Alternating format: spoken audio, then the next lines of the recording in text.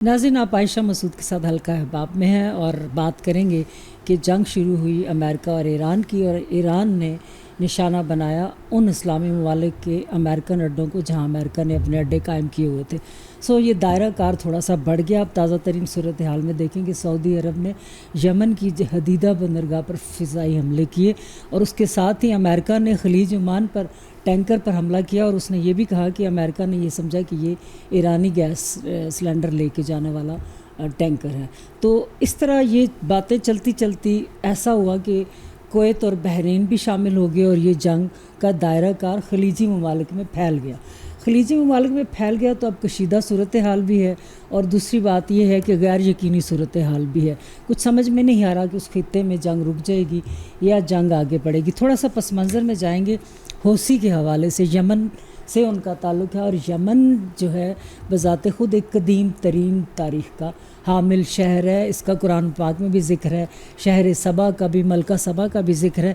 ये जो शाम और इराक़ की तरफ तजारती काफ़िले जाया करते थे, तो ये मक्का में जब स्टे करते थे तो मक्का से भी तजारती काफ़िले इनके साथ शामिल हो जाया करते थे।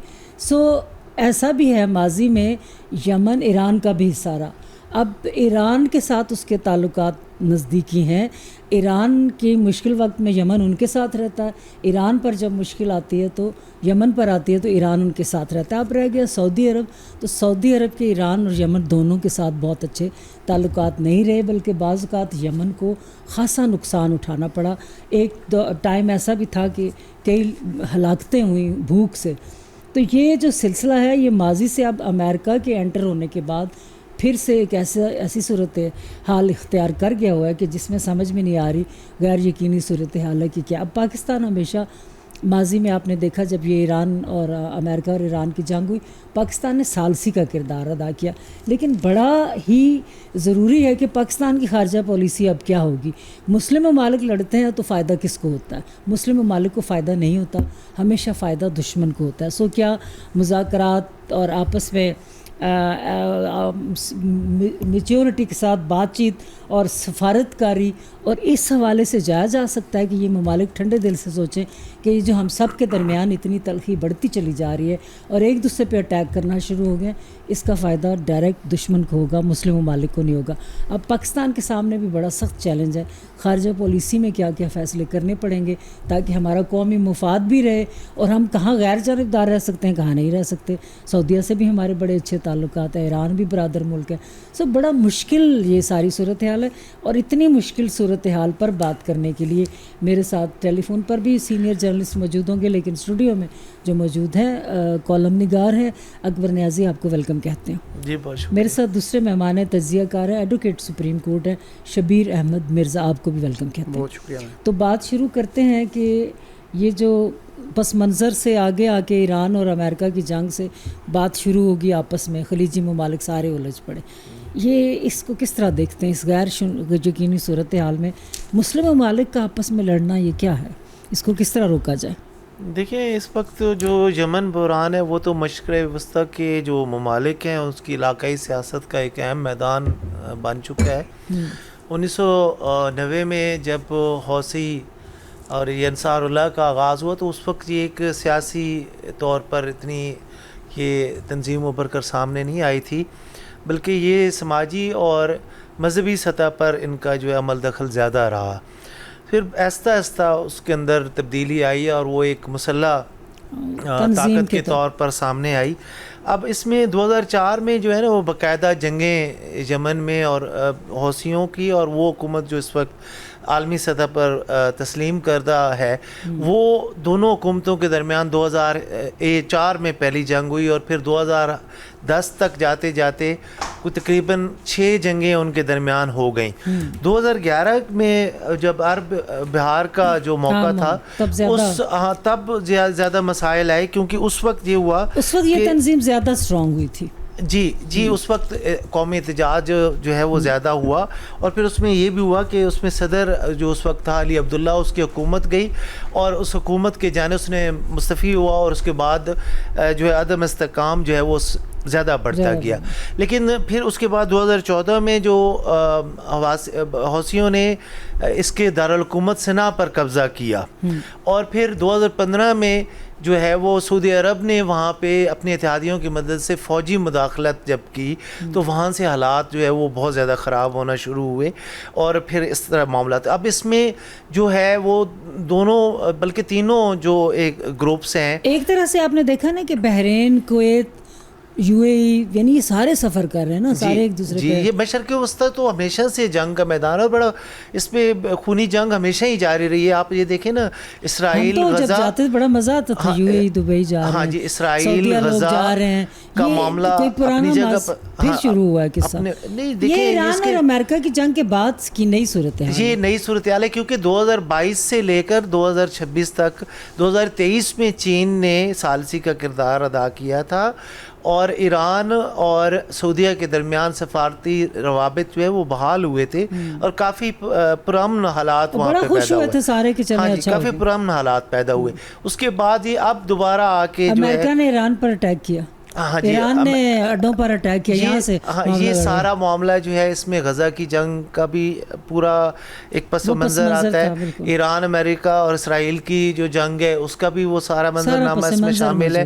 تو یہ ساری صورتحال مل جل کے ایک نیا, اب پہلے وہ معاملات چل رہے ہیں, اور پھر ایک اور جگہ پر جہاں پر بھی بحری ناکہ بندی اور باب المندب, یعنی وہاں تو چالی ہارموز اور بحیرہ احمر, ہاں باب المندب اس سارے بحری راستے کو کہا جاتا ہے نا, جہاں سے تجارت ساری عالمی تجارت بھی وہاں سے ہوتی ہے, اور سب سے اہم مسئلہ وہاں پہ پیدا ہو رہا ہے عالمی منڈی, تجارت, وسائل. پھر سے اس صورتحال سے پیٹرول کی قیمتیں عالمی منڈی میں فی بیرل جو ہے وہ $100 سے اوپر وہ سنا ہے کہ وہ اس میں بڑھ گئی ہیں, اور اس طرح کی رپورٹس ابھی سامنے آ رہی ہیں. تو ایسا لگ رہا ہے کہ یہ پھر ایک نیا جو ہے وہ ایک سلسلہ جو ہے اس کے بعد بالکل. دیکھیں ہارموز کے بعد یہ بحیرہ احمر, اور پھر یمن, اور پھر ایران اور یمن, پھر سعودیہ, اور یہ اور پھر ایران کا حملہ ان جگہوں پر جہاں اڈے ہیں. اس متنازع اور عجیب و غریب غیر یقینی صورتحال میں کیا رائے ہے آپ کی؟ دیکھیں ساون کا مہینہ ہے, جنگ کے بادل جو ہیں پہلے ایران پہ تھے, وہاں سے اب جو ہے یہ جنگ کے بادل جو ہیں وہ یمن اور سعودیہ کے آپس میں جو تنازع شروع ہو گیا. اس میں مشرق وسطیٰ کے اندر جو خلیجی ممالک ہیں ان کا سارا جو ڈپینڈ کر رہے ہیں وہ تیل کی ترسیل اور اس کی تجارت پہ کر رہے ہیں. اب پہلے جب ایران اور امریکہ کا تنازع ہوا تو اس میں ابنائے ہرمز بند ہوئی, تو دوسرا الٹرنیٹیو وے جو تھا تیل کی ترسیل کا یا تجارت کا وہ باب المندب تھا.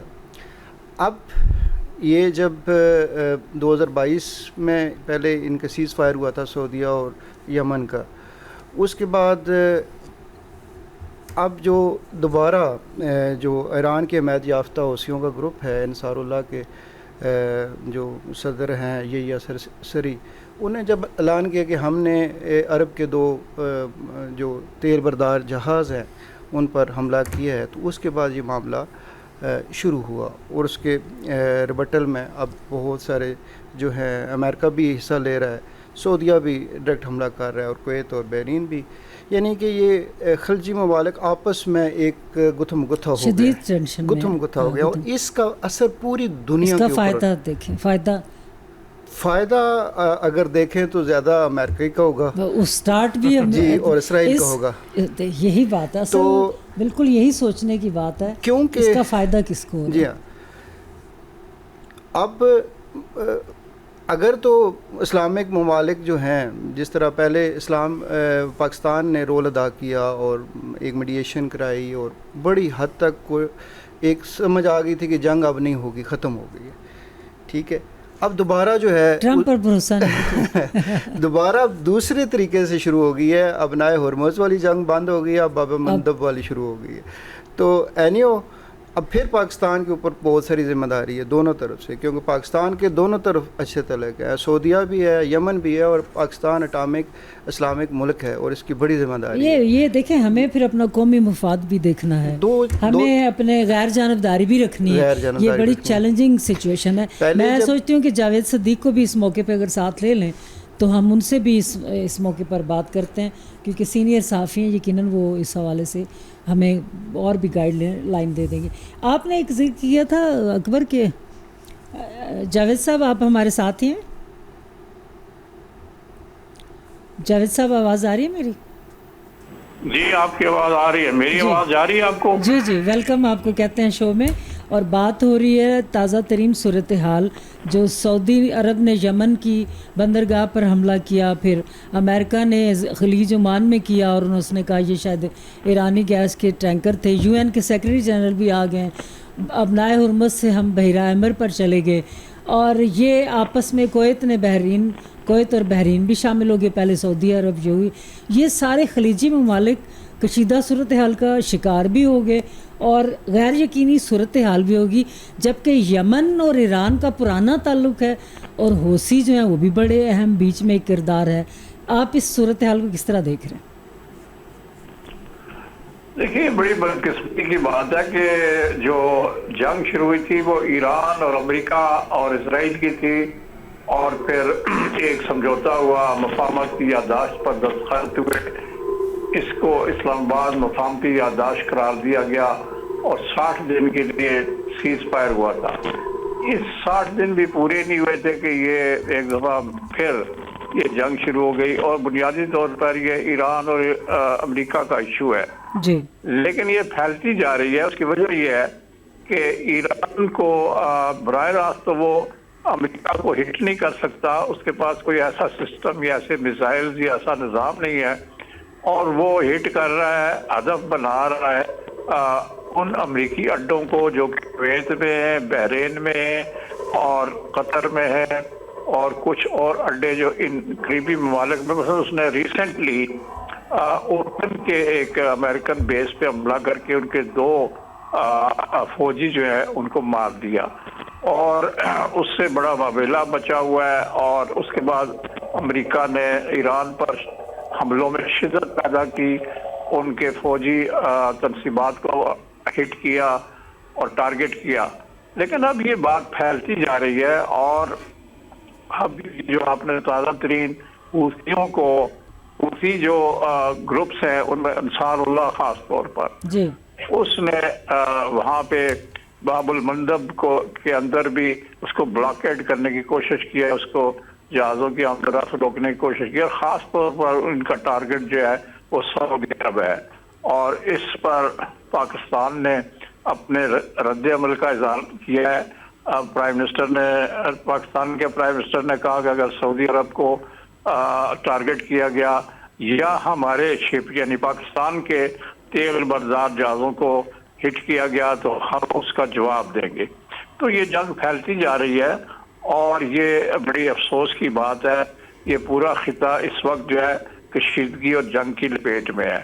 انصار اللہ نے جو کہ حوثیوں کا ایک پاورفل گروپ ہے، اس نے کہا کہ ہم سعودی عرب کے مزید جو ہے ٹارگٹس کریں گے، ان کے اہداف ہماری نظر میں ان پر حملے کریں، اور چونکہ یہ بلاکیڈ کی کوشش کر رہے ہیں ہماری، اور سعودی عرب وہ الزام لگاتے ہیں کہ سعودی عرب نے پہلے ہی ہمارا بلاک کیا ہوا ہے تو ہم اس کا جواب دے رہے ہیں۔ تو آپ یہ ایک ایسی صورتحال پیدا ہو گئی ہے کہ جس سے یہ پورا خطہ مڈل ایسٹ کا، اور بعض تجزیہ کار کہتے ہیں کہ یہ اسٹریٹ آف ہرمز کے بعد اب باب المندب جو ہے اس کو بھی بند کرنے کی کوشش ہو رہی ہے، اور ریڈ سی یا بحیرہ احمر میں بھی جہازوں کی آمد و رفت متاثر ہو سکتی ہے، جس سے پوری دنیا کی تیل اور گیس کی جو سپلائی چین ہے وہ ساری ڈسرپٹ ہوگی۔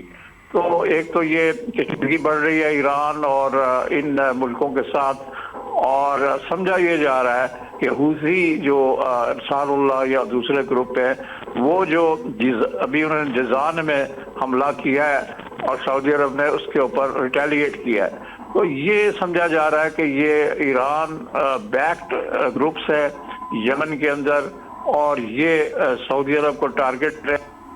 تو اس طرح سے جو سعودی عرب اور ایران کے درمیان چائنا نے 1 سال پہلے یا 2 سال 1.5 سال پہلے جو سفارتی تعلقات صلح کرائی تھی، مفاہمت کرائی تھی، وہ خطرے میں نظر آ رہی ہے. تو اس سے یہ ہوگا کہ یہ پورا ریجن جو ہے وہ خطرے میں ہے، اس کا امن خطرے میں ہے، اور آگ کے شعلے جو ہیں وہ سارے خطے میں پھیل رہے ہیں. پاکستان کو اس پر تشویش اس لیے بھی ہے کہ اگر یہ جنگ اور یہ کشیدگی پھیل جاتی ہے اور کنفلکٹ کا زون جو ہے وہ پھیلتا ہے، تو پاکستانی جو کہ ملینز کے حساب سے بلین کی ہمارے پاکستانی وہاں کام کر رہے ہیں اور زر مبادلہ بھیج رہے ہیں پاکستان کو، اور پاکستان جو ہے وہ جس معاشی تنگی اور مشکل صورتحال میں ہے، اس کے لیے یہ جو ریمیٹنسز ہیں جو کہ زیادہ تر سعودی عرب سے، UAE سے، قطر سے اور ان ملکوں سے آ رہی ہیں، اگر ان میں کمی آتی ہے، ان میں تخفیف ہوتی ہے، تو پاکستان کی معیشت جو ہے اس کے لیے بہت بڑا یہ سیٹ بیک ہوگا. تو ہمیں یہ پاکستان کو اس بارے میں تشویش ہے. اس کے علاوہ پاکستان کا سعودی عرب سے ایک دفاعی سمجھوتا ہو چکا ہے، اور پاکستان یہ بار بار کہہ رہا ہے کہ اگر سعودی عرب کو ٹارگٹ کیا گیا یا اس کے جہازوں کو یا اس کی تنصیبات کو ہٹ کیا گیا تو پاکستان بھی متحرک ہو جائے گا اور پاکستان اس جنگ میں کود سکتا ہے. تو یہ معاملہ جو ہے بڑا سیریس ہے، اور یہ بات جو ہے اس کے لیے OIC اور دوسرے جو ممالک ہیں خطے کے مسلمان ممالک، ترکی بھی ان میں شامل ہے، مصر بھی ہے، ان سب کو متحرک ہو کر اس صورتحال کو روکنا چاہیے. اسٹریٹ آف ہرمز جو ہے اس میں تو ٹھیک ہے ایک کشیدگی ہے امریکہ اور ایران کی کہ کون بالادستی کس کی ہے، لیکن اگر باب المندب جو ہے وہ بند ہوتا ہے اور وہاں سے تیل کی ترسیل ختم ہوتی ہے تو یہ ایک بہت بڑی ایک اور جنگ کا باعث ہوگی. بالکل. تھینک یو جاوید صاحب، بہت شکریہ، آپ ہمارے ساتھ تھے. اکبر، یہ جو سنگین صورتحال کا سینئر صحافی ہیں جاوید صدیق، سابق ریزیڈنٹ ایڈیٹر ہیں نوائے وقت، انہوں نے جس سنگین صورتحال کا ذکر کیا کہ یہ بات بڑھ گئی تو پھر تو یہ بحیرہ احمر میں بھی تجارتی راستے بند ہوتے ہیں، تو یہ تو پورے دنیا کی معیشت خطرے میں پڑ جاتی ہے. صورتحال اس دوران ثالثی ایک لفظ آتا ہے، مذاکرات آتا ہے، سفارتکاری آتا ہے. یہ نظر آ رہا ہے کہیں کہ یہ اب مشکل بن گئی ہے، یہ آسان نہیں رہا ہوا، لیکن یہ ہونا چاہیے، مذاکرات ہونے چاہیے، سفارتکاری. جیسے انہوں نے کہا ترکی اور مصر بھی آ جائیں، پاکستان آلریڈی ہے، تو اس کی اہمیت بڑھ گئی ہے، لیکن یہ کامیاب کتنا ہو سکتا ہے، کوئی سنے گا؟ یا یہ کہ سفارتکاری اور ثالثی میں ٹرمپ جیسا بندہ ساری بات سے پھر جاتا ہے. اب اس وقت کیا اس کو دیکھتے ہیں، مذاکرات کو، ثالثی کو، ان چیزوں کو آپ کس طرح دیکھتے ہیں؟ جی، جاوید صدیق صاحب نے بہت اہم باتیں کی ہیں اور بڑے اہم پوائنٹس کی طرف انہوں نے اشارہ کیا ہے جو اس جنگ کے اسباب ہیں اور جس سے جو خطرے کی صورتحال بڑھ رہی ہے. تو جہاں تک ثالثی اور سفارتکاری کی بات ہے، آپ یہ دیکھیں کہ امریکہ بھی کئی دہائیوں سے سعودی عرب کا اتحادی رہا ہے اور اس کے لیے اسلحہ اور باقی ساری چیزیں، انٹیلیجنس اور باقی تکنیکی معاونت اور بہت سارے معاملات میں اس کے ساتھ ہی رہا ہے. اب اس میں امریکہ اور برطانیہ اور کچھ دیگر یورپی ممالک کا بڑا اہم انٹرسٹ ہے اس رستے میں جو باب المندب کی بات ہو رہی ہے. لیکن مذاکرات کون کرے؟ بلی کی گلی میں مذاکرات کا مسئلہ یہ ہے نا کہ اب سعودی عرب کے لیے جو ہے وہ اس وقت بڑا اہم چیلنج ہے. ایک طرف اس کے لیے یہ مسئلہ ہے کہ یمن کے ساتھ ساتھ ہی اس کی ساری سرحدیں جتنی ہیں وہ یمن سے موسٹلی جڑی ہوئی ہیں اور جو حوثی ہیں وہ ارد گرد کہیں نہ کہیں اپنے طاقتور مراکز قائم کر چکے ہیں اور وہ براہ راست ان پر حملہ آور ہو سکتے ہیں. ٹھیک ہے، اور ایک طرف یہ صورتحال ہے کہ یہ کافی عرصہ ہو چکا ہے، یہ صورتحال آج کی نہیں ہے، 2004 سے شروع ہوئی ہے اور آج 2026 ہو چکا ہے. ٹھیک ہے, میں نے آپ کو پہلے بھی بتایا کہ 2023 میں چین نے ثالثی کا کردار ادا کیا تھا. اب موجودہ صورتحال میں اقوام متحدہ اور عمان دو ایسے سامنے آئے ہیں عوامل کہ جو اس ثالثی کے حوالے سے بات کر رہے ہیں. کا تو ٹرمپ نے ستیہ ناش مار دیا تھا, اگر تو اس کی تو اہمیت ظاہر ہے جی. وہ دیکھیں امریکہ تو ہمیشہ اپنے مفادات کی خاطر سامنے آتا ہے. یو امریکہ کی حمایت میں تو بول سکتا ہے, لیکن خلیجی ممالک کی جو کشیدگی ہے, یہ مذاکرات کی ناکامی کی ایک اور بڑی وجہ بھی میں آپ کو بتاتا ہوں. جو یمن ہے وہ کسی ایک گروہ کے اندر نہیں ہے, اس میں بہت سارے قبائل ہیں, مسلح قبائل ہیں. ٹھیک ہے, ان سب کے اندر ان کی خانہ جنگی کی صورتحال بھی بہت عرصے سے جاری ہے, جس کی وجہ سے یمن کے اپنے اندر غربت, افلاس اور دیگر انسانی جو مسائل ہیں وہ پیدا ہو چکے ہیں. آپ نے کہی نہ ہوئی تھی وہاں. ہاں جی بالکل, سعودی عرب نے جو روکا بھی تھا انہیں. ہاں جی بالکل, یہ چیز ہے. اور یہ جو معاملات ہیں اس کی وجہ سے جو ہے وہ ایک کوئی مستقل حوثی تو ایک طرف ہے معاملہ, یہ انصار اللہ کا معاملہ ایک طرف ہے. اس کے علاوہ بھی کئی گروپس ہیں جو سیاسی سطح پر وہاں پہ ابھرے, بہت ساری سیاسی جماعتیں. عدم استحکام کی ایسی صورتحال ہے کہ جہاں پر ایک صورت اس میں مجھے نظر آتی ہے کہ اگر ایران اور سعودی عرب آپس میں کسی سطح پر بہتری کے تعلقات پیدا کرتے ہیں جی, تو پھر اس صورت میں یہ امن کی صورت 2022-23 میں بھی یہی صورتحال پیدا ہوئی تھی. تو اگر سعودیہ اور ایران آپس میں کسی مفاہمت کی صورتحال پر آتے ہیں تو پھر اس صورت میں بہتری کی جو ہے وہ صورتحال پیدا ہو سکتی ہے. کیا کہیں گے شبیر آپ کے, اچھا پوائنٹ دیا اکبر نے کہ ماضی میں بھی حال ایسے ہی ہوا تھا, اب ذرا زیادہ ٹینشن بڑھ گئی. دیکھیں سعودیہ اور حوثی کافی عرصے سے 2004 سے آپس میں گتھم گتھا ہے, اور کئی دفعہ امن ہوا لیکن ٹیمپریری ہوا. اب کیونکہ سعودیہ بھی ویژن 2030 دے چکا ہے کہ میں اس کی طرف جا رہا ہوں اور کوئی جنگ کا میں آگے ایسا نہیں رہوں گا, تو وہ بھی چاہ رہا ہے کہ میں کسی طریقے سے اس جنگ سے نکلوں. پہلے ایران کی جنگ میں جب اس پہ امریکہ سب کو نکلنے دے گا آسانی سے, ایران نے حملہ کیا فوجی اڈوں پہ سعودیہ پہ, باوجود اس کی سرزمین پہ حملہ ہوا لیکن وہ خاموش رہا, صرف کہ کسی طریقے سے امریکن اڈوں پر جب یہ بات آپ کی درست ہے تب تھوڑا اتنا تحمل کر لیا اور پاکستان کو کہا کہ دونوں طرف سے آپ کریں. تو اب کیونکہ ڈائریکٹلی اس کے جہازوں کے اوپر حملہ ہوا اور یہ پرانی لڑائی تھی اور آپس میں ایک پرانی کشیدگی تھی اور ایک دم سے فلیئر اپ ہو گئی. لیکن اس جہاں پہ ان ممالک کے آپس میں گولے برس رہے ہیں وہاں پہ پوری دنیا میں بھوک کے لالے برسیں گے, کیونکہ تیل کی ترسیل اگر رک جاتی ہے, اور یہ دو مین رستے ہیں جیسا کہ آپ سب نے ڈسکس کیا, باب المندب اب دوسرا الٹرنیٹیو رستہ تھا ریڈ سی کے ذریعے پوری دنیا میں, کی گہری نظر ہے دونوں رستوں. تو اگر یہ جنگ چاہے ایران والی اور چاہے یہ یمن والی, ہر صورت میں پوری یونائٹڈ نیشنز کو مل کر, اور خاص طور پہ پاکستان کا رول میں بار بار کہہ رہا ہوں کہ پاکستان دونوں طرف سے پھنسا ہوا ہے, اپنی سالمیت کے لیے بھی, قومی مفاد کے لیے بھی, کیونکہ اس کا تیل بھی تو سارا خلیجی ممالک سے آ رہا ہے اور انہی رستوں سے آ رہا ہے. اور ابھی کیوں تو انہوں نے, ہمارے وزیر اعظم نے کہا کہ اگر ہمارے پرچم بردار جہازوں پہ حملہ ہوا تو ہماری قومی سلامتی پہ حملہ ہوگا. اور دوسری طرف ایک ہمارا معاہدہ جو ہے سعودیہ کے ساتھ کہ اس پہ کوئی بھی دفاعی معاہدہ ہے تو وہ ہم پہ ہوگا. تو دونوں طرف سے پاکستان اپنے اگر تیل کو ترسیل کو بچاتا ہے تب بھی پھنستا ہے اور ادھر بھی. تو اس ایک مشکل صورت ہے.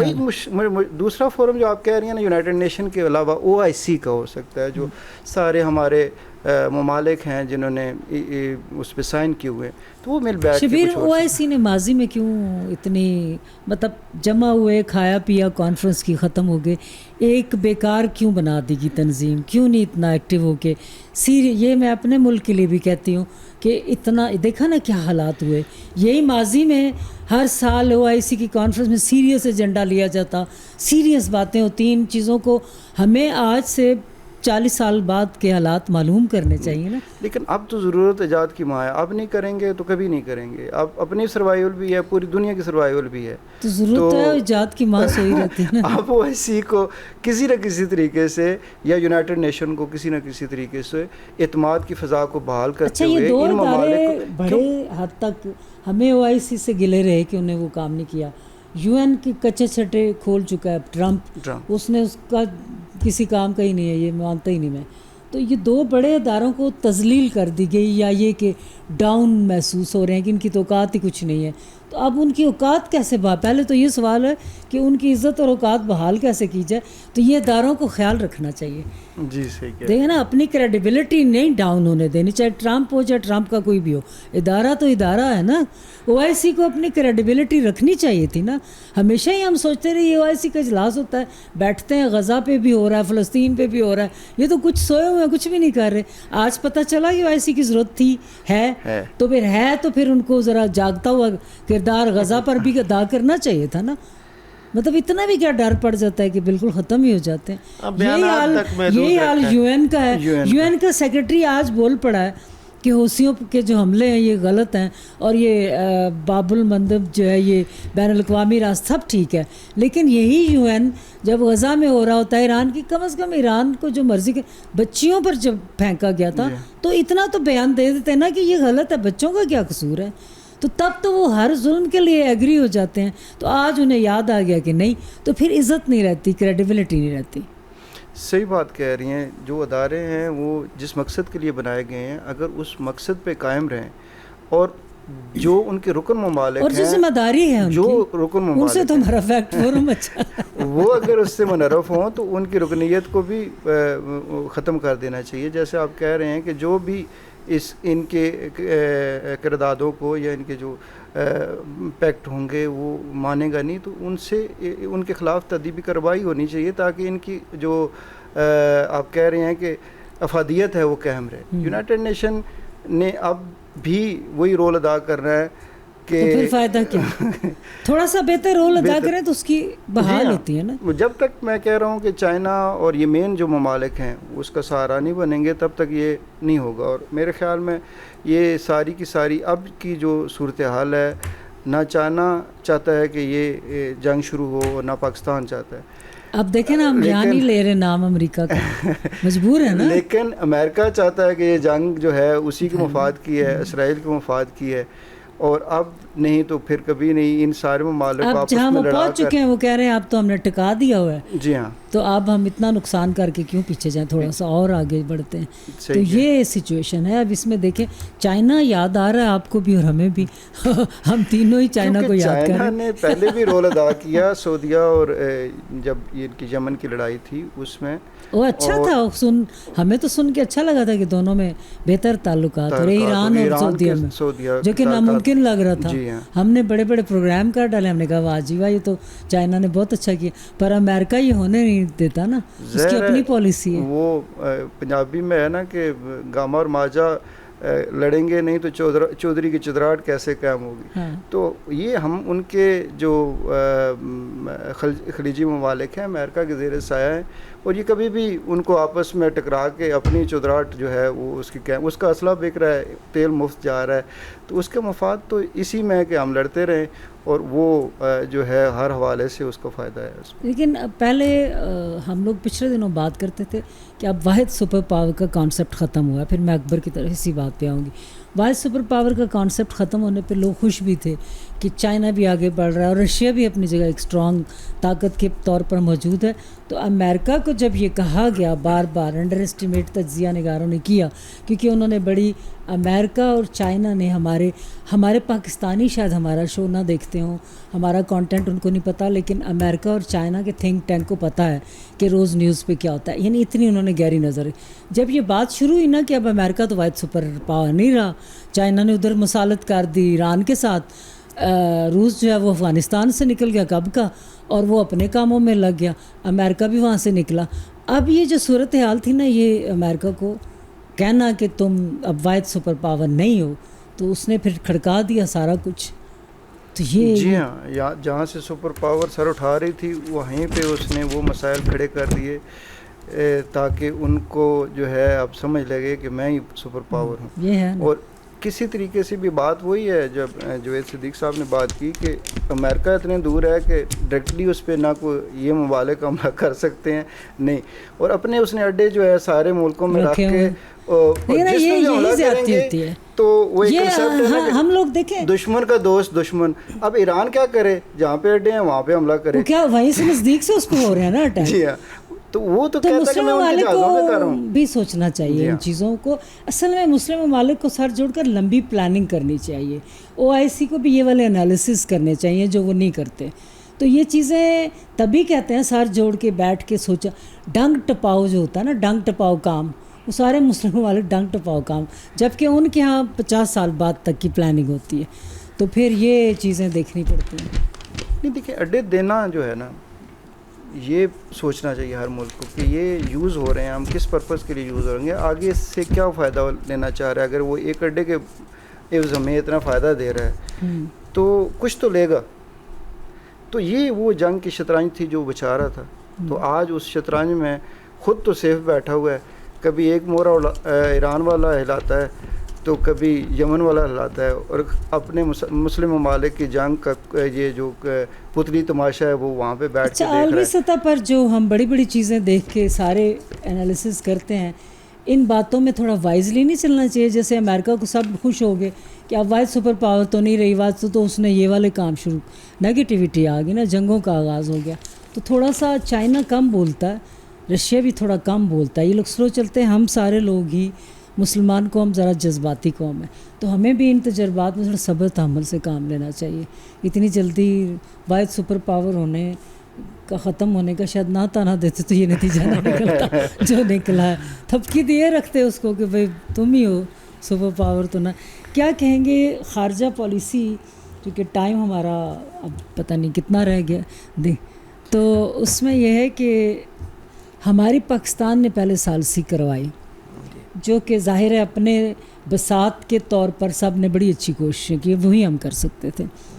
تو اس میں اب اس ثالثی کا ٹرمپ صاحب نے وہاں جا کے نتیجہ کچھ اور کر دیا. ظاہر ہے ہم لوگوں پاکستان نے اپنا کردار ادا کر دیا, اب ٹرمپ کا کردار تو نہیں بدلا جا سکتا نا, وہ تو مطلب پھر 70-80 سال کی عمر میں تو بالکل ہی نہیں بدلا جا سکتا.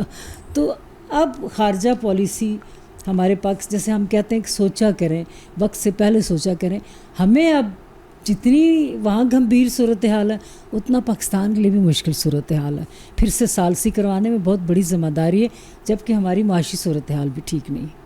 جی یہ ایک بہت اہم ذمہ داری ہے ہماری خارجہ پالیسی. جی دیکھیں, جہاں تک تعلق ہے امریکہ کا تو وہ ہمیشہ سے دورہ معیار رہا ہے, وہ تو ہر طرف سے گھوم جاتا ہے.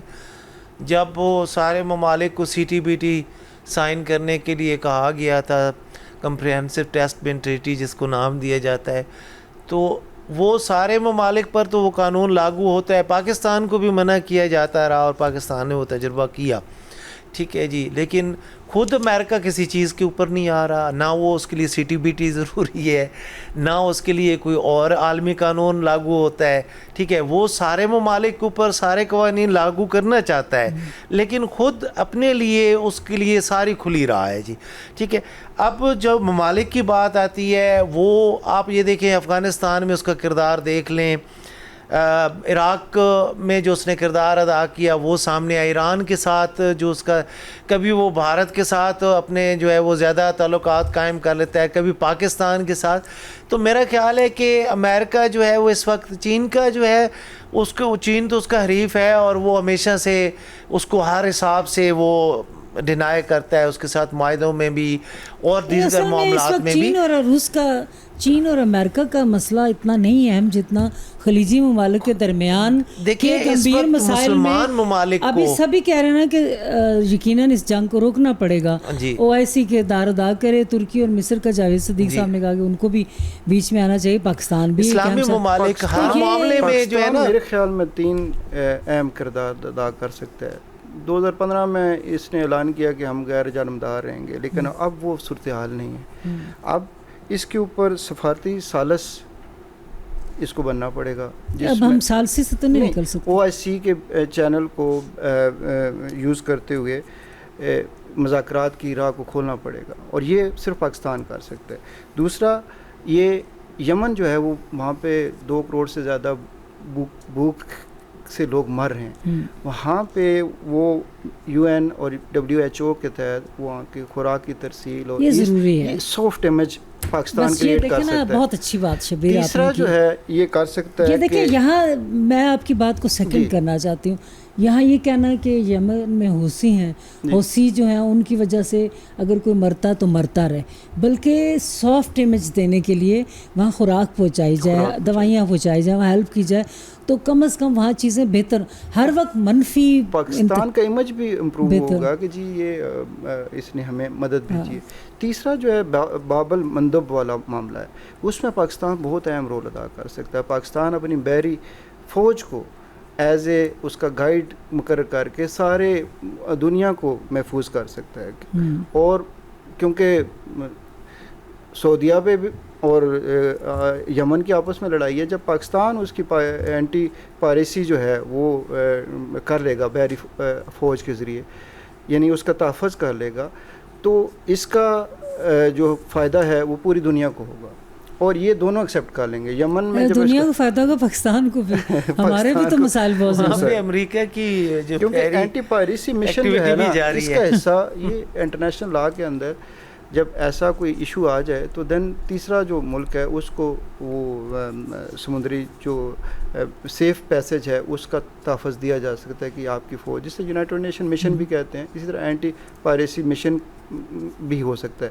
تو بحری فوج جو ہماری ہے بڑی دنیا میں مانی جاتی ہے، تو اس کا رول بھی یہاں پہ آ سکتا ہے۔ تو میرے حساب سے پاکستان اگر یہ تینوں رول ادا کرے تو اس جو صورتحال نظر آ رہی ہے اس پہ کنٹرول کیا جا سکتا ہے، اور پھر امیج پاکستان کا بھی اچھا، بہت اچھا امیج آتا ہے، کیونکہ ابھی سارے اسلامی پاکستان کے دیکھیں جو پہلے سال سے تھی نا، پاکستان سالسی کر رہا تھا امریکہ اور ایران کی جنگ کے درمیان، ٹھیک ہے، سالسی کر رہا تھا، پھر وہ اتنی اب بڑھ گئی ہوئی ہے کہ اب امریکہ اور ایران کی جنگ میں پاکستان سالس تھا، اب وہ اتنے خلیجی ممالک میں پاکستان کس جگہ کہاں کھڑا ہو بطور سالس؟ دیکھیں پاکستان کو سعودیہ بھی مانتا ہے، پاکستان کو کویت بھی مانتا ہے، پاکستان کو سارے خلیجی ممالک سمجھتے ہیں کہ یہ وہ واحد ملک ہے جو سب کی نظریں اس پہ ہیں، ہر بندہ کہتا ہے ہماری پروٹیکشن کرو، ہماری پروٹیکشن کرو، تو ٹھیک ہے، اور ابھی اپنی سالمیت کے ساتھ ساتھ ہم سعودیہ کی سالمیت کے ٹھیکیدار بھی ہیں، ٹھیک ہے، تو جب آپ سعودیہ اور یمن میں آپ سالسی کا رول ادا کریں گے تو سعودیہ تو اس کو کہے گا کہ ٹھیک ہے جی آپ کریں، کیونکہ وہ 2030 کا مشن جو ہے ان کا کہ ہم کوئی لڑائی نہیں کریں گے، اور ہم 2030 کے مشن ان کا اناؤنسڈ ہے کہ ہم سعودیہ کو اس 2030 کے ویژن میں لے کے جانا چاہ رہے ہیں جو انہوں نے اناؤنس کیا۔ دیکھیں امریکہ کو اپنے اندر گھسا کے نا اڈے دے کے اور بہت ساری جگہوں پہ، تو پھر 2030 کے مشن ایسے امپاسبل ہوتا ہے جیسے اچانک آل آف سڈن ہوا، تو یہ آئندہ چل کر جیسے جاوید صدیق نے کہا کہ یہ جنگ کم ہونے کے امکانات نہیں نظر آ رہے، لیکن اگر دیکھا جائے تو آپ نے کہا کہ چین اگر بیچ میں آئے، اور جیسے سعودی عرب ایران کی انہوں نے کم کروائی تھی ٹینشن، ایسا کوئی ملک بیچ میں آ جائے، جیسے OIC کی بات ہوئی، UN کی بات ہوئی، اس موقع پر امریکہ بیچ میں کودا ہوا ہے، بالکل جنگ کے بیچ میں موجود ہے نا، جیسا کہ وہ خلیج عمان پر بھی کر رہا ہے، اس نے تو اپنے انٹرسٹ کو ہی دیکھنا ہے، امریکہ تو چائنا اب چائنا سے دوبارہ پاکستان چائنا سے ملے، پھر چائنا اور پاکستان ایک پیج پر آئیں، پھر وہ دونوں بات کریں، چین کو ملایا جائے، روس ذرا غیر جانبداری رہے گا، روس کا جھکاؤ ایران کی طرف ہے، تو پھر یہ اب یہ 3 طاقتوں کی ہم بات کرتے ہیں، کیونکہ امریکہ کو کہیں کہ تم اب سپر پاور نہیں ہو، پھر وہ بہت گند پھیلا دیتا ہے، تو بہتر ہے اس کو بھی ساتھ شامل کیا جائے۔ تو یہ 3 طاقتوں میں سے OIC اور UN 2 ادارے ہو گئے، اور جیسے چین نے پہلے رول ادا کیا تھا، تو اب روس ایران کے ساتھ اگر ہے اور چین اگر ادھر ہم سعودیہ کے ساتھ ہیں، تو اس طرح ہم بیچ میں یہ سارے بیٹھ کے بات کر سکتے ہیں، یہی آپشن بچتا ہے۔ دیکھیں پاکستان تو اس کے اتحادی ممالک میں اب شمار ہوتا ہے، اور جس طرح سے سعودی عربیہ کہے گا، کیونکہ دفاعی معاہدے کے بعد تو چاہے وہ فوجی حمایت ہو یا جس طریقے سے بھی پاکستان کو رول پلے کرنا پڑے تو وہ اس معاہدے کا پابند ہے اس لحاظ سے. جہاں تک ثالثی کی بات ہے تو دیکھیں اب وہ جو صورتحال ہے وہ بڑی عجیب سی بنی ہوئی ہے. ایک طرف یہ بات کی جاتی ہے کہ ایران اس کی حمایت کر رہا ہے عسکری سطح پر, دیگر سطحوں پر, جو حوثی اور انصار اللہ کا معاملہ, یمن اور ایران کا بڑا گہرا تعلق ہے. ایک طرف اور یہ آج کا نہیں ہے, ماضی کی تاریخ اگر دیکھیں نا تو تب سے یمن اور ایران کا تعلق ہے. اور پھر جب ایران نے یمن کی کسی زمانے میں مدد کی ہوئی ہے, اب کسی بھی ملک انہوں نے بات ٹھیک کی ہے, کسی بھی ملک کو آپ مرنے کے لیے, تباہ ہونے کے لیے چھوڑ نہیں دیتے. اسی دوران اگر ہمدردی کا بھی ایک چھوٹا سا جذبہ رکھا جائے, خاص طور پر پریگننٹ عورتوں کے لیے, بچوں کے لیے, جو کہ WHO کی, UN کی, OIC سب کی ذمہ داری ہے کہ اس پر بولیں, وہاں پہ تو وہاں کچھ تو نیکی کا کام بھی وہاں پہ عالمی ادارہ صحت اور اس کے مطابق 80% لوگ جو ہیں وہ غربت سے نیچے زندگی یمن میں جی رہے ہیں اس وقت, اور وہاں پہ بڑا شدید قسم کا بحران ہے صحت کے حوالے سے, کھانے پینے کے حوالے سے, اور وہاں پہ بھوک سے مرے ہیں بہت زیادہ امداد. اور اس موجودہ جو بحری حملے اور اس طرح کے معاملات ہوئے ہیں اور جو کشیدگی بڑھی ہے حوثیوں اور عرب کے درمیان, تو اس کا یہ رزلٹ ہوا ہے کہ یہ مزید ورس ہوا ہے, اور جو امدادی کارروائیاں کرنے والے لوگ ہیں وہ سب سے زیادہ متاثر ہوئے, اور سب سے زیادہ یمن کی عوام ہی متاثر ہے اس معاملے میں. ٹھیک ہے, سعودی عرب تو یہ چاہتا ہے کہ وہاں پہ جو ہے کوئی ایسی حکومت ہو جس سے سعودی عرب کی سلامتی کو خدشہ نہ ہو, اور وہ اس طرح کی بڑا اہم سوال ہے. اب ہم پہنچ بھی گئے ہیں, بالکل ٹائم تھوڑا رہ گیا, دونوں سے ہی ہے. حکومت کسی بھی ملک میں ہو, وہ عوام ایگری ہوتی ہے, عوام کی پسندیدہ ہوتی ہے, تو تھوڑا سا معاملات اور ہوتے ہیں. لیکن جب ہم کہتے ہیں نا کہ سعودی عرب نے عالمی سطح پر تسلیم کی گئی حکومت کی حمایت کی, اب اس کی زمینی سطح پر اتنی جگہ نہیں ہے یمن میں, وہ بے چینی پھیلے گی نا. صحیح کہہ رہی ہیں, جب تک عوام کو ساتھ شامل کریں. گورنمنٹ جو ہے وہ عوام نہیں بناتی نا, انٹرنیشنل ممالک بناتے ہیں, جیسے وہ تو دور بیٹھے ہیں اپنے ایجنڈے کے لیے اپنے اپنے گروپس بناتے ہیں, اور اپنے اپنے حمایت یافتہ گروپ بنا کے آپس میں ملا کے اپنا مفاد اٹھاتے ہیں. تب تک کسی ملک کا جو ہے وہ امن بھی نہیں ہو سکتا, وہاں پہ کوئی ترقی بھی نہیں ہو سکتی. اور سیم حالات یمن کے ہیں, دو مطلب پچھلے دہائیوں سے یہ پس رہے ہیں. اب تو 2 کروڑ سے زیادہ جو عوام ہے وہ 2 دن میں ایک ٹائم کی وہ روٹی کھاتی ہے. روٹی بھی کیا, وہ ان کا جو معیار صحت ہے یا خوراک ہے وہ تو مطلب ہمارے جانوروں سے بھی بدتر ہے. اچھا شبیر, یہاں اگر ہسٹری کو آپ دیکھیں نا تو یمن کسی زمانے میں ہسٹوریکلی بہت پرانا ہے. کسی زمانے میں ان کے بڑے تجارتی قافلوں کی گزرگاہیں تھیں, اور سب سے بڑے عراق اور شام اور پھر یہ عرب مکہ میں سٹے کرتے تھے, اور وہاں سے عربیوں کے قافلے بھی ساتھ چل پڑتے, بڑے زبردست تاجر. کتنی بربادی. رسول پاک صلی اللہ علیہ وسلم کی بہت ساری دعائیں ہیں منسوب ہیں کہ یمن سے مجھے ٹھنڈی ہوائیں آتی ہیں. یمن یہ ہے, قرآن پاک میں ذکر ہے. قوم سبا کا ابھی کا میں اگر نقطہ بیان کروں کہ سب کا نعرہ ہونا چاہیے امن, یمن کے لیے امن. ٹھیک ہے, یہ ہوگا اسلامی ممالک جو ہیں یمن کا امن, عوام پر رحم کیا جائے. جی, امن کو چھوڑ کے تھوڑا ہمدردی عوام سے کی جائے. جب بھوکا کیا کرے گا, لڑائی کرے گا نا, چھینا چپٹی کرے گا. یہ والی چیز شبیر, یہ والا کانسیپٹ دنیا سے ختم ہوتا جائے, اور امریکہ تو اس چیز کو بالکل ہی نہیں مانتا. یہ کانسیپٹ کیسے لایا جائے کہ کسی بھی ملکوں کی جنگوں کے درمیان عورتوں اور بچوں پر رحم کیا جائے, تو وہاں خوراک دی جائے, بیماروں کو اور پھر اسپتالوں پر اور اسکولوں پر حملے نہ کیے جائیں. کم از کم جنگوں کا یہ اصول تو رہنا چاہیے. انٹرنیشنل لاز میں تو یہ بالکل لکھا ہوا ہے. اسلامک لاز دیکھیں, کسی بھی دین کو اٹھا کے دیکھ لیں, وہ جب جنگوں کے اصول وضع کرتے تھے تو سب سے پہلے بچے, عورتوں اور جو فوجی نہیں ہیں شہریوں کے حقوق کو سامنے رکھ کر جنگ ہوتی تھی. چھوٹے بچوں کے تو حقوق ہوا کرتے, اس وقت تو وہ بھی نہیں نظر آئے اس زمانے میں ان جنگوں میں. کیونکہ جب آپس میں ان کی, کیونکہ یمن میں آپس میں باغی گروپ بنے ہوئے ہیں, آپس میں لڑائی ہو رہی ہے. اس کی وجہ پھر وہی ہے نا کہ عالمی سطح پر تسلیم کردہ حکومت کو مانا. عالمی سطح پر تسلیم کردہ حکومت عالمی سطح پر آئے گی تو وہ اس مٹی کی, اس عوام کی, ان جڑوں کی رجیم کا معاملہ ایک طرح سے یہ آ جاتا ہے نا جی. اس میں وہ تو ہے ہی نہیں, ان کا کنیکشن نہیں نہ بن رہا, پھر عدم استحکام رہے گا نا. یہ بہت بڑا نقطہ ہے کہ عالمی سطح پر تسلیم کردہ حکومت تو ہے, سعودی عرب بھی اسی کی حمایت کر رہا ہے, ٹھیک ہے, یہ تو ہوگی بات, لیکن کیا جو بھی ملک ہے, یمن کے عوام اور لوگ وہ بھی تو جیتے جاگ, وہ کیڑے مکوڑے تو ہیں نہیں.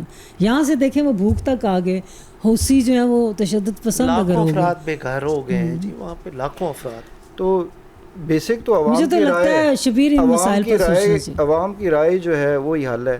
عوام کی رائے کے تحت ہی اگر حکومت بنے تو وہی امن قائم کرتی ہے, وہی آگے جو ہے اپنے ملک کے لیے کیوں نہیں وہ سوچے گی, اپنے عوام کے لیے کام کرے گی. تو پھر عالمی سطح کہاں جائے گی؟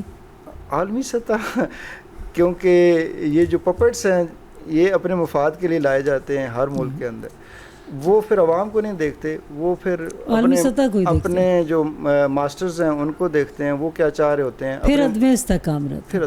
اور یہی ملک جو ہیں جیسے آپ کہہ رہی ہیں کہ یمن کبھی کیسا تھا, تو جب اپنا کوئی بندہ خود اپنا احساس نہیں کرتا نا تو پھر وہ جگہ قائم نہیں رکھ سکتا. اب یہی حالت جو ہے ہم آگے دیکھ رہے ہیں اپنے ملک کے ساتھ.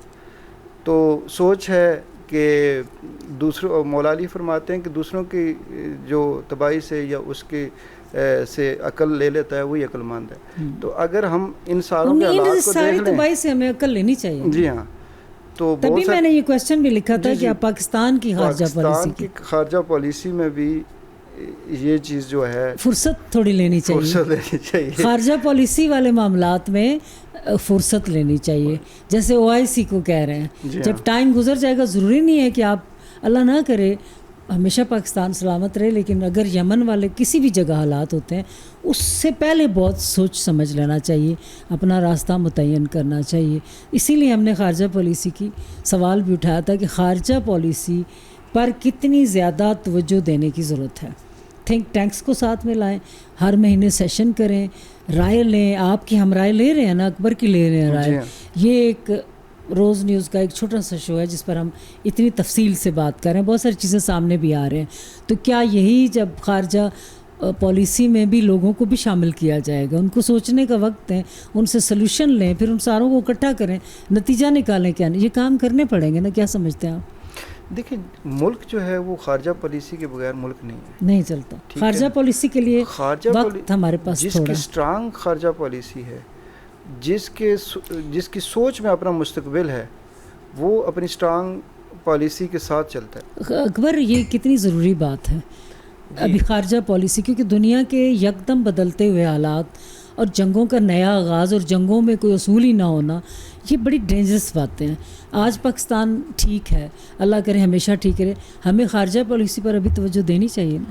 جی پاکستان کی خارجہ پالیسی کی جہاں تک بات ہے تو آپ یہ دیکھیں کہ پاکستان کی خارجہ پالیسی بڑی کمپلیکیٹڈ صورتحال کا شکار ہے. ایک طرف امریکہ کے ساتھ دوستی کا سلسلہ ہے, ایک طرف افغانستان ہے, ایک طرف سعودیہ کے ساتھ معاہدہ ہے, ایک طرف خلیجی ممالک ہیں, ایران ہے, مشرق وسطیٰ کی صورتحال ہے, اور پھر یہ بڑی ایک سینٹرل صورتحال ہے افغانستان کی. اب اس طرف سے انڈیا کا بھی اس میں عمل دخل شامل ہو جاتا ہے, سازشیں شامل ہو جاتی ہیں. تو پاکستان کے لیے بڑا پھونک پھونک کر قدم رکھنا جس کو ہم کہتے ہیں, اس کی اتنی ہی صورتحال پیدا ہوتی ہے. ہاں جی بہت زیادہ توجہ کی ضرورت ہے. اور پاکستان نے خیر خارجہ پالیسی کی حد تک جہاں پہ دیکھا جائے تو اس میں کافی حد تک کامیابیاں بھی لی ہیں کہ ان تمام ممالک کو ابھی تک ڈائریکٹلی پاکستان نے راضی رکھا ہوا ہے. کوئی ایسی صورتحال نہیں پیدا ہوئی.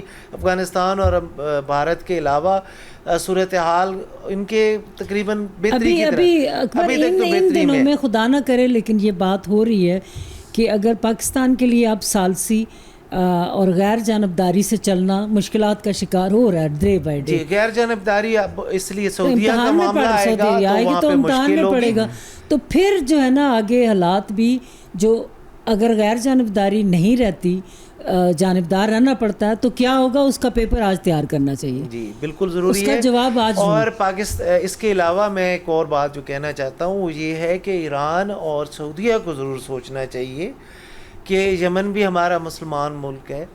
اسی طریقے سے ارد گرد کے سارے ممالک میں بھی یہ صورتحال دن بدن ابتر ہوتی جائے گی. جیسے عمان ہے, شام ہے, مصر ہے, اور اس سے پہلے بھی اس طرح کے مسائل وہاں پہ بھی بہت ہے. وہاں پہ پراکسی وارز اور دہشت گردی کے لیے بہت سارے معاملات ایکٹیو رہے ہیں, اور پھر وہاں سے وہ افغانستان کی طرف شفٹ ہوئے.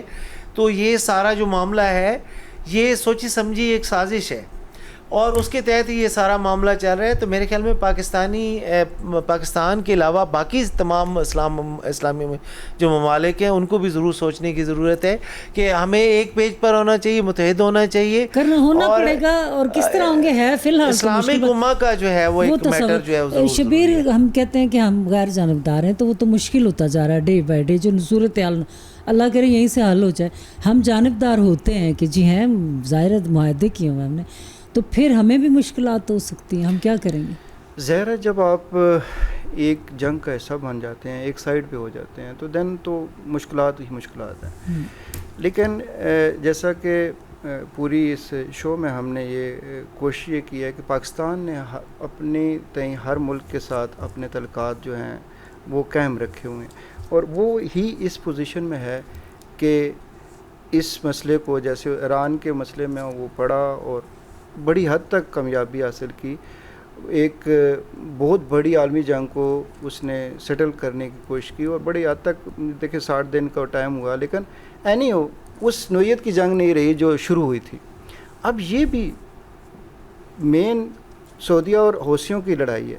اب حوثی یونائٹڈ نیشن مان چکی ہے, عالمی سارے ملک مان چکے ہیں کہ اگر ان کو حوثیوں کو ملک کے اندر حکومت کا حصہ بنا دیا جائے, جیسے لبنان میں حزب اللہ کو بنایا, بظاہر کوئی چیز بڑی کمپلیکیٹڈ لگتی ہے لیکن مسئلے کا حل ہوتی ہے. وہ گروپ جو ہے اس کو ایک سرٹن پیس آف لینڈ کے اوپر ایک گورنمنٹ دے دی جائے گی یا اس کو حصہ مل جائے گا, تو وہ سیٹل ڈاؤن ہو جائیں گے. وہ چاہتے کیا ہیں؟ مذاکرات, بات چیت بیٹھ جائیں. جی ہاں, اور ہر جنگ کا حل تو مذاکرات ہی ہیں. تو جب ایک مسئلے کا حوثی کوئی ملک نہیں ہے, حوثی گروپ ہے, ٹھیک ہے نا, ان سے بیٹھ کے بات کریں. اور جو ملک یمن ہے وہ تو سعودیہ کے ساتھ ہے, جیسے آپ کہتے ہیں نا وہ پھر عالمی سطح کی حکومت. اصل دیکھیں آخر میں ہم پہنچ کے اصل مسئلہ یہی ہے, عالمی سطح کی تسلیم مان چکا ہے. دیکھیں عالمی سطح کی تسلیم شدہ حکومت قائم جو ہے وہ سعودیہ کے ساتھ ہے. عالمی سطح کی نہیں, عوامی سطح پر جو چاہیے سارا کچھ وہ الگ چیز ہے نا. جب کسی گروپ کو اس کے حق مل جائے, جب اس کی جائز مطالبات کو مان لیا جائے, تو وہ انہیں کوئی جنگ فرض تو نہیں ہوئی. شبیر بعض کا نہیں ہوتا نا مسئلہ کہ نہیں ماننے, یہ ہم نے نہیں ماننے, تو پھر بھی مذاکرات ہی کریں. میں یہاں پہ ایک اہم پوائنٹ دیتا ہوں. 2015 میں جب وہ ٹائم ختم ہو گیا, سعودیہ فوجی مداخلت ہوئی تھی, تو اس وقت بھی عبدالربہ اس وقت جو صدر تھا منصور ہادی, اس کو انہوں نے صنعاء پہ تو پہلے قبضہ کر لیا تھا, تو 2015 میں انہوں نے اس کو پیچھے دھکیلا, حوثیوں نے اس صدر کو مزید پیچھے دھکیل دیا. تو وہ ایک بڑی طاقت کے طور پر ابھر کے سامنے آ چکی ہے. تو اس سیٹلمنٹ اس میں دونوں گروپوں کے درمیان اگر ہو سکتی ہے تو وہ سب سے اہم ہے, چاہے وہ الیکشن کے ذریعے ہو, چاہے وہ کسی اور ذریعے سے ہو. بڑی اچھی گفتگو ہوئی. ناظرین, حلقہ احباب میں آپ ہمارے ساتھ تھے, اور اکبر نیازی اور شبیر احمد مرزا ہمارے ساتھ تھے, جاوید صدیق ساتھ رہے. بہت ہی سینسٹیو, بڑی اہم جو ڈیولپمنٹ ہو رہی ہے جنگوں کے حوالے سے, خلیجی ممالک کی نئی صورتحال ہے, اس کے بعض نازک معاملات پر بات ہوئی. بڑا اچھا انہوں نے کہا یمن کے لیے امن ہی خواہش ہونی چاہیے, مذاکرات سفارتکاری کی ہی اہمیت ہونی چاہیے. ثالثی کی بھی بڑی اہمیت ہوتی ہے, ثالث کی ذمہ داری بھی بڑی ہوتی ہے. خدا کرے کہ ہم خود معاشی طور پر اتنے مستحکم رہیں, سیاسی طور پر اتنے مستحکم رہیں, اندر سے اتنے مضبوط رہیں کہ ہم ان بڑے بڑے ملکوں میں جو ہم پر ٹرسٹ کرتے ہیں ان کے ساتھ ثالثی کریں. لیکن ان جنگوں میں لاسٹ میں یہ ضرور کہوں گی کہ جو عوام ہے اس کا خیال رکھیں, جو عورتیں ہیں ان کا خیال رکھیں, جو بچے ہیں ان کا خیال رکھیں.